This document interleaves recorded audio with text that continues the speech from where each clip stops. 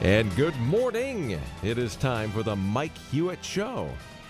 Brought to you by RenegadeRiver.com. And he is ready to go, your host, Mike Hewitt. Hey, good morning, Michigan, and welcome aboard Miles Bauer from the great state of Illinois. We're going to shortly be joined by George Moss, I'm hoping. This is the show that we tried to do a couple weeks ago and couldn't put the technicals together. And we're starting out with a bumpy ride this morning also, so we'll play it by ear. But listen, today, inevitably we're going to get George on the phone. And then midway through the show, we're going to try to talk about this terrorist attack, but not directly. What I want to really do is talk about the circumstance, frankly, from a gun dealership's point of view. So we're going to have that chat near the bottom of the hour. And in the meantime, we're just going to go after it. Miles, what's going on out there this morning? Thanks for having me on again. I think we've got a interesting couple of days here as it relates to the election, given, the events down in Orlando and given the reaction by Hillary as well as the president. I think it sheds a lot of light to a lot of Americans at what specifically is going on. Right. Nope, I absolutely agree. I got to tell you, I think on that point, the Democratic Party using some of the terms that they've used and, frankly, avoiding some of the terms that are really obvious have put them into a tailspin. But I'm obviously not a big fan of President Obama, but his conversation the other day with America on this, really the shot at Trump, I got to tell you, was really condescending. I was very, very insulted by the tone that he took and the approach that he took. Like he came down from the ivory tower to talk to us, idiots. I really resented it. So that was my take on that. Yeah, I thought it was interesting. He was more angry at Trump and Trump's rhetoric than he was at terrorism itself. I mean, I think that was one of the more telling points for me, anyway. Yeah, I didn't think it was presidential. So when I make the comparison, by the way, of George Bush, and by the way, I'm not a big GW fan. Having said that, when I make the comparison of G.W. Bush at the transition of power, I don't remember him taking these snide comment shots or getting directly involved in the campaign. And in fact, I don't remember any president, at least in my lifetime, taking this kind of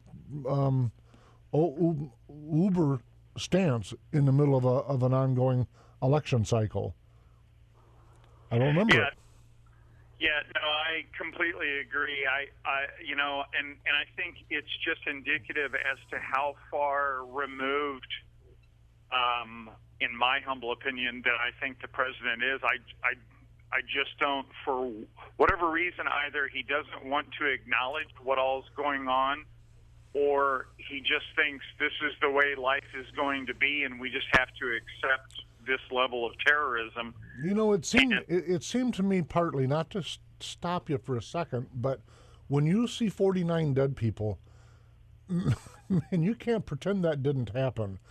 And worse than that, rather than, and this is really what I wanted to get into in the second segment today, but I'll pause, at least stop for just a moment. If we don't pause and say, why is this stuff happening? Not how. How is obvious. We get it. If we don't start saying why and how can we stop it, we're off in the ditch. And instead of doing that, he goes for the opportunist thing of saying, hey, maybe we can raise some campaign contributions if we do that. So give us $100 and we'll protect you from the evil black guns. I'm just appalled by that. I really am. That is so degrading to the American electorate, to the people in general, and frankly to the folks that lost their lives. That's just a boneheaded, to use this term, that's a boneheaded way of looking at it. And the other point that is striking to me is that the Democrats are very LGBT oriented, and but Trump is the one defending them. Yeah, exactly. I mean, all of a sudden now it's the Republican nominee coming out saying, this is a tragedy, and that he's even asking Bill and Hillary, are you going to give the money back from the countries that execute LGBT by law? So, are you? A few $1 million, I can close my eyes to them throwing gay people off of rooftops. Exactly. It's just appalling is what it is. Yes. George Moss, are you with us? I'm with you right now. Holy mackerel, George, I didn't think we'd ever get you back on, man. Yes, I think the guards are kind of not looking out for us. Now listen, you got to see Brian Thomas sitting beside with his big, proud smile there. Of course, I was going to get it done. So, all jokes aside, George Moss, welcome back to the Mike Hewitt Show. I'm very pleased that we had a second opportunity to get you on. It's always good to be with you, Mike, and I keep up with your program and do watch you on the Facebook, and you're doing a wonderful job in both places. Oh, I appreciate you very much, George. Now, folks, just so a little introduction. You've been a teacher at a public school. You've been a principal at a public school over in Flint, Michigan, as I recall. And if I when I left off, at least, you were doing some lectures with U of M and giving some other public addresses in different places. Mm-hmm. Is all of that still the case? Yes, I taught in the public school system 39 years. I was 3 years principal. My last 3 years was that as principal. And I was working part-time during that particular time as a lecturer at the University of Michigan, Flint. And then when I retired from the public school system, I went to U of M and began to work there full-time. You know, you and I had an exchange, and I don't have the quote in front of me anymore, but you and I had an exchange a few weeks ago because, frankly, whenever I get into some of these topics on social pushes forward, I always try to reach out to you, and candidly, you help me keep myself on path. So, because it's easy, folks, to get wound up in some of these topics. So I always turn to George Moss because he's got this level-headed approach and can reel me back in. And at the time, when I reached out to you, I was looking at what's going on with inner-city public schools. And frankly, the last time that I had you on the show or you joined us, we were discussing at that point the trouble that the American family is in, crime rates as it impacts the black community in inner cities and outer cities, frankly, as it relates to single parenthood and so forth. And so when I was recently looking at education, and my call has been to return education to a neighborhood, to the neighborhood education system that America used for a very long time, and that would be the contrary to what we're seeing with these massive, sprawling public school systems. I would far rather be able to run into the people on the school board that actually made a decision with curriculum at the local supermarket and have a conversation with them and know them than to think that somebody in Washington, D.C. knows better with how to educate our children and what they need than I do. And then couple that with and I don't know where you're at on this topic, but when I look at the curriculum where it's 95 or 96% college preparatory, and yet high school graduates consistently over the last many, many decades, 75% of the high school graduates don't graduate from college, which pauses me a little bit to say, why aren't we working on actually putting some real wind in the sails of trade schools, etc.? So anyway, I was looking at all those concepts, and I got myself lost a little bit in the topic of busing from the 70s. And so I reached out to you because it made me wonder, is that where the foundation of neighborhood schools was lost? And am I wrong in calling for neighborhood schools to return? It is really one of the ironies of the civil rights movement. That movement was to go to the neighborhood schools. I'm a product of the segregationist period, and we had to go across town to the school, the black school as it was, and we passed by a number of schools on the way over there, something like 4 or 5 miles away from where we lived. And the fight of the civil rights movement was to go to schools of the neighborhoods, and we fought that battle. That battle was fought through the Brown versus Board of Education ruling in 1954. And now we see a reversal of that in terms of this whole this process began to happen in 1971, for example, here in Pontiac and Flint and in this area, where they were busing children out of their home neighborhoods and taking them across town to other schools. And there was such an uprising against it, as it should have been, that that was, in fact, a change. But we have gone in an opposite direction. Now we are talking about choice, and of course it is about choice. We have to have the people having the right to go to schools that are quality schools. And we have to also understand that that has to be locally based. Wherever you go to school, it should not be something that is taking place because of bureaucrats in Washington. And that is why I'm really looking at this campaign that Donald Trump is running. I think he's right on task in saying we have to get rid of Common Core. This is one of the in the educational field where Common Core, really what it is everybody on the same page throughout the country. 42 states, as I understand it, have adopted the Common Core curriculum, which is mandated by Washington. So everyone is taking the same curriculum. They're on the same page in every one of the class levels the same day, and they have the same tests. What happens when that takes place is that you hold the children down that are more advanced, who can't accelerate, because you want everyone to be at the same place at the same time, and therefore the person that has special gifts as a student, those persons are made to achieve below their level. And whenever you have a common curriculum, of course, what that means ultimately is that you're going to have a common outcome, and necessarily the expectations are lowered, and also the academic progress is lowered. So this is kind of like the educational version of wealth distribution, in that we're all going to have a lot less, but we'll be equal. That's exactly it. It is a socialist model. It really kind of is. And my problem with that is first off, I've raised 4 daughters. I did it as a single parent for a number of years. I want to have an input in those choices. There are some things that are more important and different. Frankly, no matter what they do with the rolling pin to make America all the same, there are still regions where there are different things important to.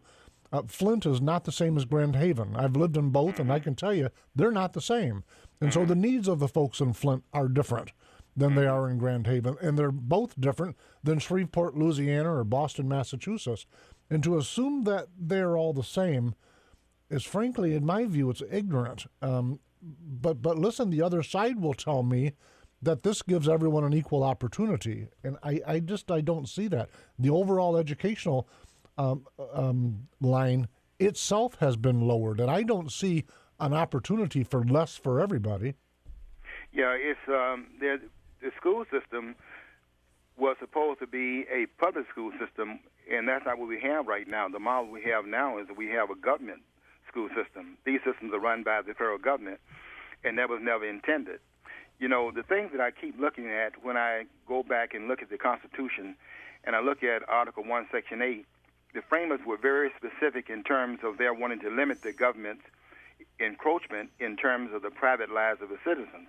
And in fact, it was not supposed to reach over the states into the citizenship of the states. That's why they didn't have, for example, the direct taxation, and we didn't have that until 1913. And then when public schools were set up, it was a state's responsibility to do that. It was never intended to be a federal obligation, nor was the federal government supposed to be involved in that. So we have had a quantum shift in how we educate children in this country, and the effects of it is what we see right now, where you see persons going out to the streets and asking questions, the most basic questions, things that you and I would have been able to answer right off the spot when we were in school and the education we were getting. They're asking very basic things. One question yesterday was, who is Alexander Hamilton? Nobody knew. Right. Who is James Madison? So we learned that in 3rd and 4th grade, the father of the Constitution. I don't know if they even know who George Washington is, given the fact that the Common Core curriculum starts after the Civil War. Right. They go from the Civil War up until the present time, and it's not even covered that as well as it should. And the problem is that when you give the test on a national basis, everybody taking the same test, then you are actually governing what is taught, because teachers now are not allowed to be creative in the classroom, and you test what you teach, what you test. And if you're testing on a national level, you're not testing what's necessary like in those local communities. You are testing based upon what is required by the standards in which the school is being held to, by those who are grading how well the school performs based upon these standards. And those standards are never set in the local communities. I would say this, Mike, I think that the most important thing that's happening in this election is that Donald Trump is raising this question about returning the schools back to the local communities. I know we have to talk about immigration, and we have to talk about the people we let in the country, and I know all these issues are important. I don't think there's any issue, though, that's happening in 2016 that's more important than how we educate our children. And we've got to pay attention to this because we're talking about setting the tone for what this country will look like, not only today, but what it looks like 25 years from now and what it looks like in the future as we go forward. And if we don't have a good educational system in place that is specifically, in fact, directed by what it was intended to be directed by, which is the public in the local communities, then I think we're going to lose a lot more than what we have intended. And it's a very dangerous trend in terms of this federalization of education, which was never intended. The enumeration of powers is to limit powers. It was to delegate powers and make it very specific, and then, which is found in Article 1, Section 8 of the Constitution. And then beyond that, you had Amendment 10, which was to further restrain the federal government by saying that those things that are not enumerated to the federal government and not prohibited by it to the states are those rights, therefore, that are retained in the states and to the people therein. So it's a stop sign upon the federal encroachment on both levels, both in Article 1, Section 8 and also in the 10th Amendment, which was to restrain the federal government. And there were so many restraints in the Constitution against this federalization that we see going on that it's amazing that what we see taking place right now with this intrusion from Washington can in fact go on, because it's just like what Walter Williams says, 2/3 of what the federal government is doing is unconstitutional.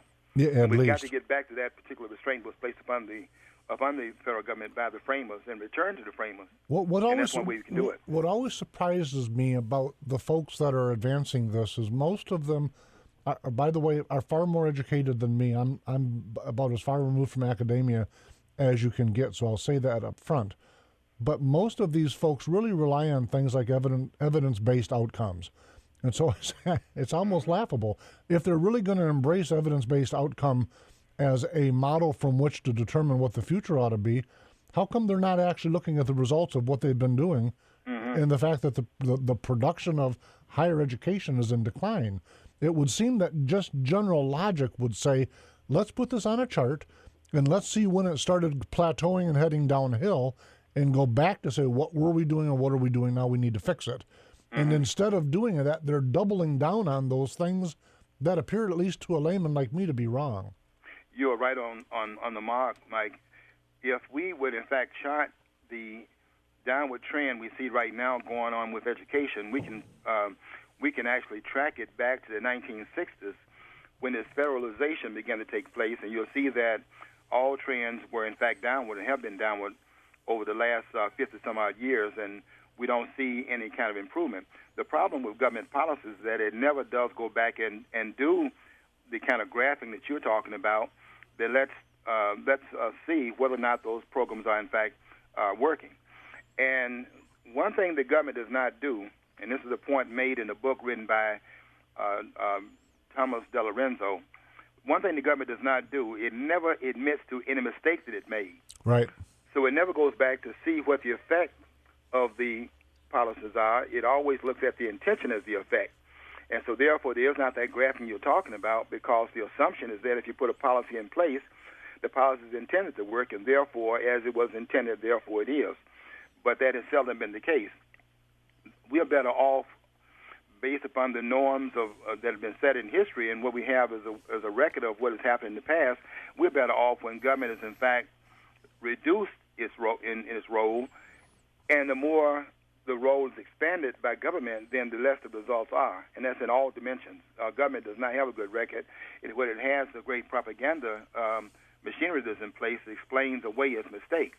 But the record that it actually has is a very dismal record. Very dismal. Listen, George, unfortunately, I'm out of time, so we've got to cut it short. Well, actually, we've cut it a little bit long because we were a little bumpy up front. But before I let you go, I got to ask you one final question that's kind of off topic. You sounded a little bit to me like a Trump supporter. Are you a Trump supporter, George? Yes, because I'm for breaking the cycle that we have right now. We've got to take the power out of the hands of the politicians. You got to know my co-host Miles Bauer right now, and I can't see him. He's in a different state, but I know he's got a monster-sized grin on his face. Donald Trump is a candidate this year, next president of the United States. Yeah, listen, neither one of you two fit the model for who was supposed to be a Trump guy. That's the fun part about both of you on this topic. So, listen, George Moss, I want to get you back on in the next few weeks again. If you, what I'd really like to do though is next time I want to take you and I, maybe we'll do a double segment and jump back into this family thing, because I really believe what we talked about a year or two ago, that's the foundational problem. So it is. Yeah, I look forward to it, Mike, and keep doing a good job. Thank you very, very much for joining us, George Moss. Okay, thank you. Okay, folks, we'll be right back with a little talk about what's going on in Florida and other places from the gun owner, gun shop perspective. We'll be right back. RenegadeRiver.com is new and used firearms, all priced to sell, plus ammo, reloading supplies, optics, clothing, lasers, and yes, tactical gear. RenegadeRiver.com, family owned right here in Michigan, because you deserve it. Okay, we have so much going on at once that voices fly out everywhere. So Starting to hear voices. we're hearing, but the Mike Hewitt Show is brought to you by RenegadeRiver.com, and now we'll just plug our ears and talk. There you go. Hey, folks, if you're just dialing in, I've got Miles Bauer, our often co-host, on the line with us from the great state of Illinois. Ludwig von Wiedendorsky is boarding an airplane, leaving Vegas, probably stone broke, but on his way home. Took a picture of his empty chair and put it on his Facebook, so he had a little bit of a laugh with that when he was sitting in the airport. Listen, what I want to do with this segment is I want to talk about the terrorist attack, yes, I guess, on all of the attacks, by the way, but not the same old that you folks have been hearing day in and day out since 1984. What I want to do is pause for a minute and talk about it from actually, I'm a gun dealer. Don't forget that this show is sponsored by Renegade River, which is a gun shop. And so you're probably not going to hear this kind of talk on ABC News tonight, but you will hear it from Miles and I. But before I do that, listen, I do want to read just a real short, brief paragraph that frankly I put on Facebook, and often I'll show some quip that I've put on there. But I think that this is kind of important only to give you the right flavor as we go forward, because I want you to know how I see it.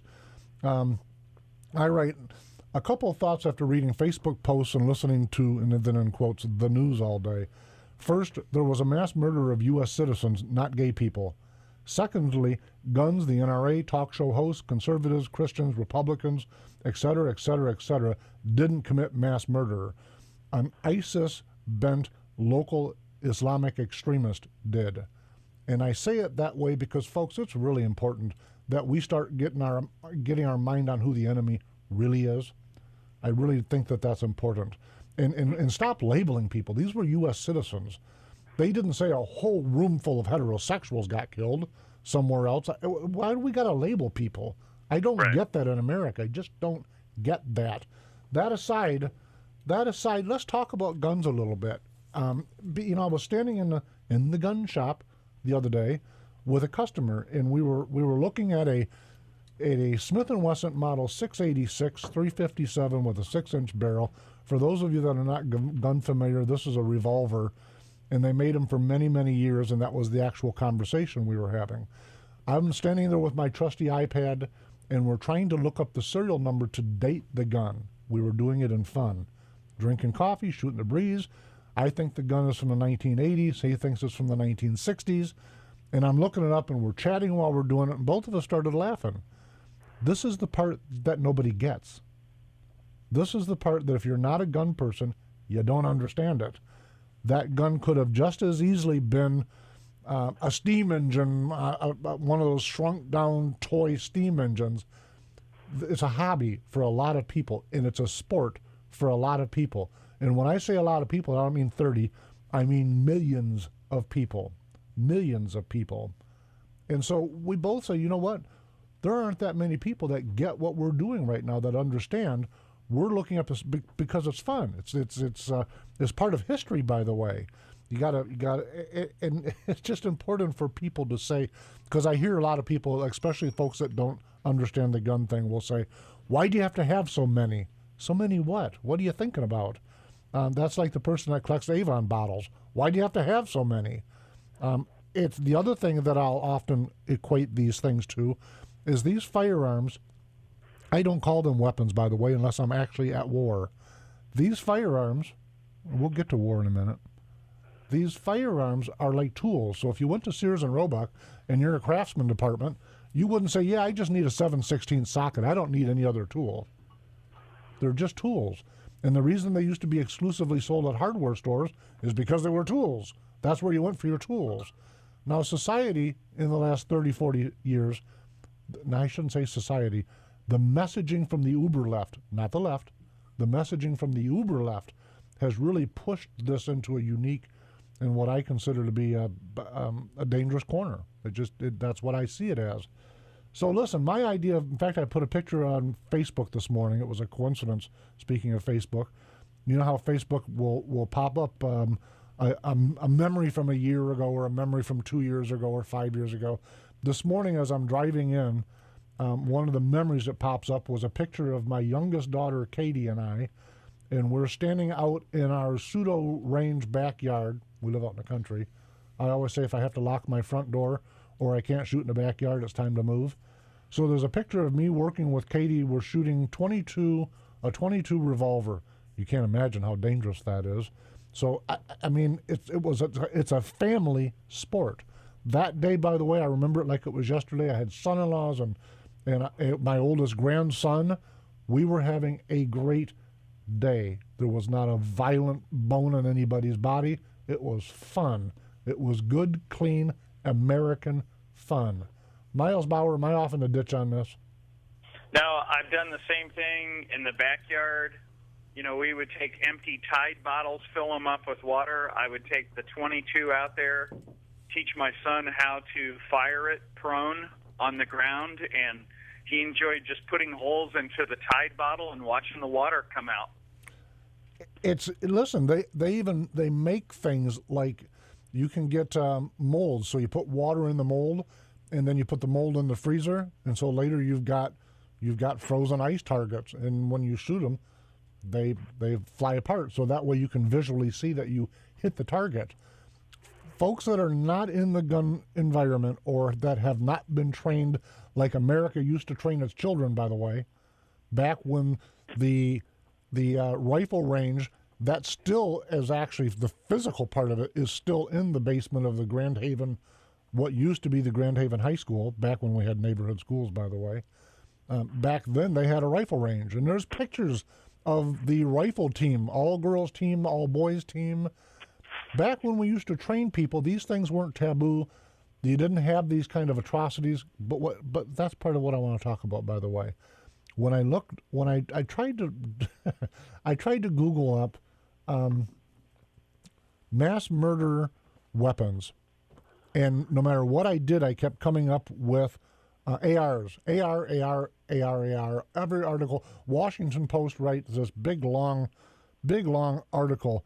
Orlando's shooting is becoming mass murderer's weapon of choice. Guess what, folks? That's not true. It's not like it's not true. I mean, let me replace my verbiage. Not only is it not true, it's a bold-faced, intentional lie. I don't know how else to say it. We want to paint everything as that. But listen, the bombing in OKC wasn't a rifle. The rifle that was used in Orlando this past week was not an AR. Facts make a difference, folks. Facts make a difference. The Bath, Michigan, the record that this shooting beat, that had stood since, I can't remember the year anymore, 1920s or 30s. The record that this shooting beat was from explosive devices. And throughout the previous century, the numbers were much higher, by the way. But what was used back then was fire. Here's what I'm trying to get at. I did some honest research, not looking at Washington Post. I did some honest research, and I tried to find a decade in American history, and then I went country by country where there wasn't some form of mass killing. I couldn't find one at any point in U.S. history. So then people say, yeah, Americans are violent. Well, the same is true for Great Britain. So there. And the same is true for France. And the same is true for Germany. When you have millions and millions of people and some of them are sick, I don't care. It's not guns. It's not guns. So I ask the question, why are we so fixated on one of a bunch of mechanisms rather than saying, can we get at why these things are happening? and maybe work on the actual problem for a change. So you shoot sport competition, is that right? Oh, yeah. When you do, what kind? Do you use a pellet gun? What do you use? No, so I'll predominantly use my M1A, which is the rifle we used in the Korean War. Right. It's got a big kick, doesn't it? Yep. Now, do you own an AR? Yep. I love the term AR, by the way. Every time I say it, I get a grin. AR stands for Armalite Rifle. Let's say it again, folks. Armalite Rifle. That is the designer of it. So you'll often see them say it was an AR type. It was an assault rifle type. Maybe if I painted it wood color or pink, they wouldn't call it an assault rifle anymore. But Michigan, in the United States, you cannot own an assault rifle without getting a special background clearance, paying a $200 fee tax. They call it a tax stamp. It takes about 6. You don't just go walk into Mike Hewitt's little gun shop and say, I want an assault rifle. You might come in and say, do you have any Armalite rifle type firearms? I do. Yes, I do. Do I have an assault rifle? No, because I can't legally sell them. Folks, I'm telling you, these things are important to not let them gin you up with misinformation. So you shoot an M1A, or tell me again, which one? Yeah, so I predominantly shoot an M1A, but I have shot an AR. Now, the M1A uses 30-06, is that correct? Yeah, it's the 7.62 ammo. 7.62 by 51, Yeah. which I believe is 30-06. And I'm saying it that way, folks, because that round is significantly larger and more powerful than is the typical round being shot in an Armalite type rifle, which is usually 223.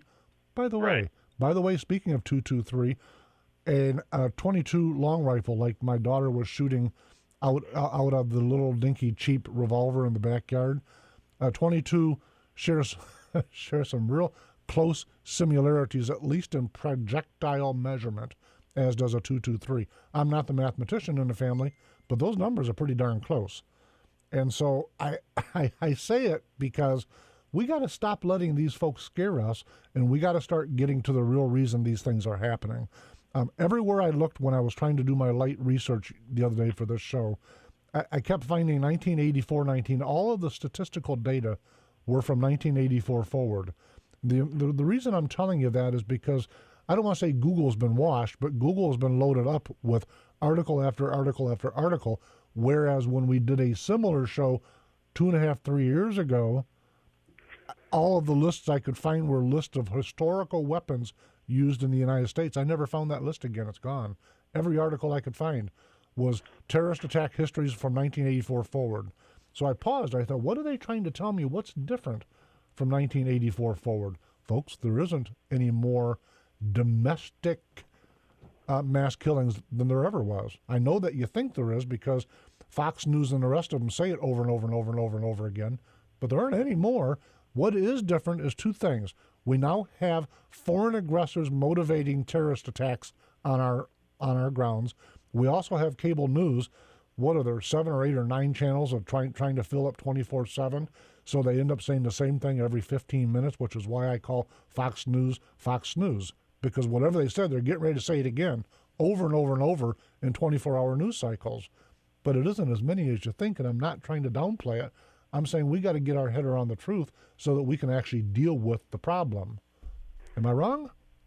Yeah, no, I mean, what was really sad about when the president spoke yesterday is that he almost implied that the internet and the guns convinced this sick person to do what he did.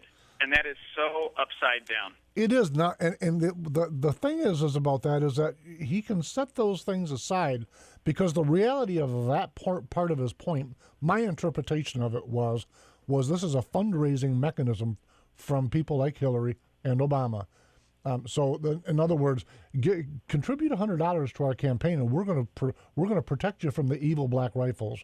Not anything about can we get to the root of the problem? Can we push back on none of that stuff? It was, I'm going to protect you from the evil rifles. Give me $100. That was my interpretation. And people are yelling at the radio right now who disagree with me.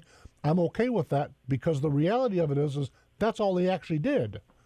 So when I try to write down on a piece of paper, other than being condescending and dismissive and attacking the tool rather than the reason, what did he actually do? The only thing he actually tried to do was advance candidates. That's really what the moral of it was. Frankly, he's trying to put off Donald Trump because Trump took a reasoned approach to this topic. And so rather than dealing with the things, it's all about election cycles while people are dying. Stop it, Mr. President. Yeah, and that is, sadly, I think that's probably going to be part of his legacy, was that at moments when the president really needed to be a leader of us, he really decided to take political opportunity rather than actually lead us through difficult times. Remember, we've talked about on this show before, there used to be, what there still is, there's a group on the internet.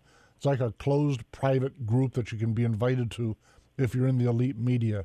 Last I heard, there was 1,000 to 1,500 people that were within the confines of that group. And what they do is they figure out what words that they can use to help massage the news. And so an example of that is that they used to use the word or the term rampage killers.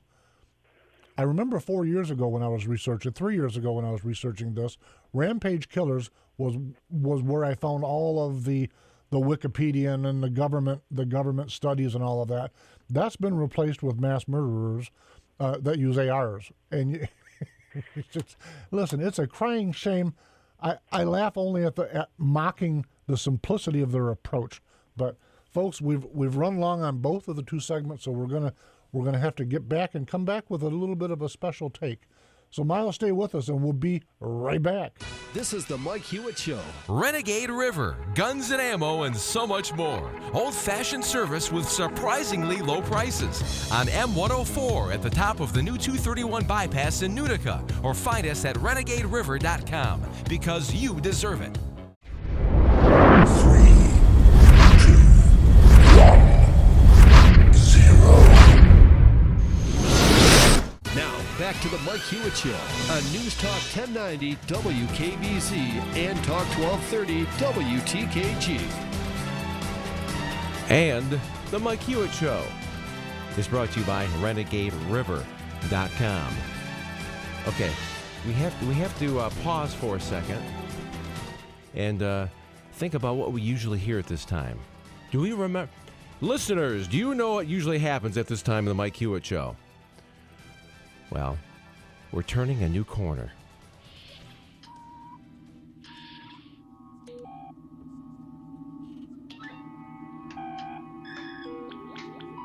Welcome. You have arrived at the first airing of On the Bubble.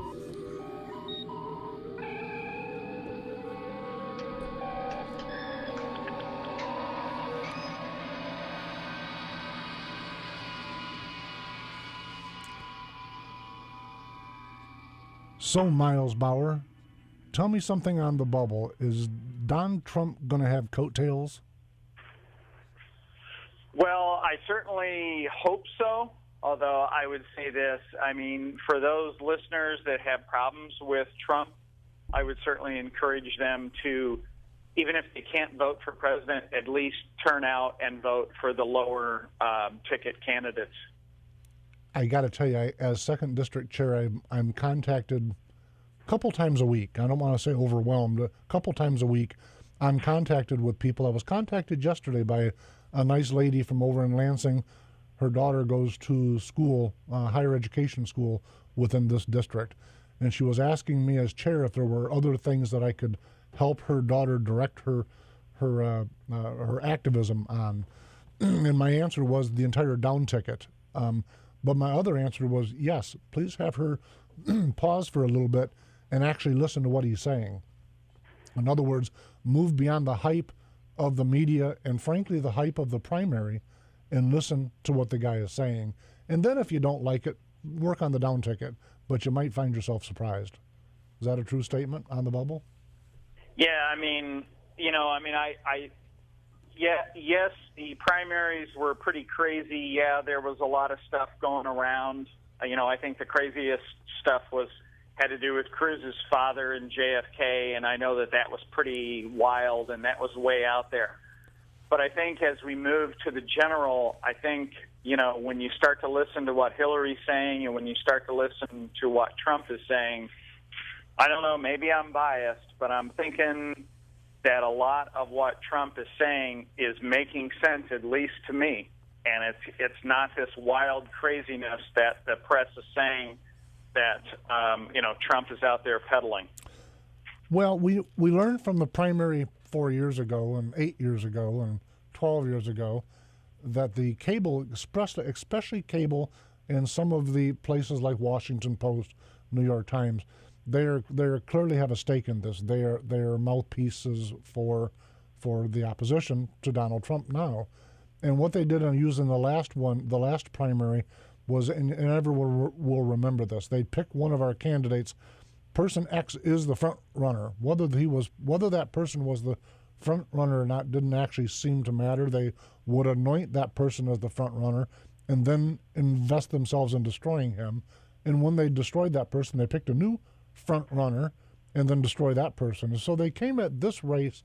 They did that all the way down. Everyone remembers that. And when they finally got to Romney, they did the same thing. The difference is that Romney, for whatever reason, elected not to fight back, and that's not who Donald Trump is. This guy is obviously, by anyone's measure, a street brawler. He's more than willing to say back at you. Some people don't like that, but the reality of it is that we've reached a point right now where I've become convinced, and everyone knows I was not a Trumpster, but we've reached the point now where dealing with just an avalanche of lies every day and misinformations, like the idea that the Orlando shooter used an AR. Most people will pass a test that that's what he used, but it wasn't. And so you almost need someone to get up and say, shut up, you're telling a lie, and we all know it. And the one thing I like about him is exactly that.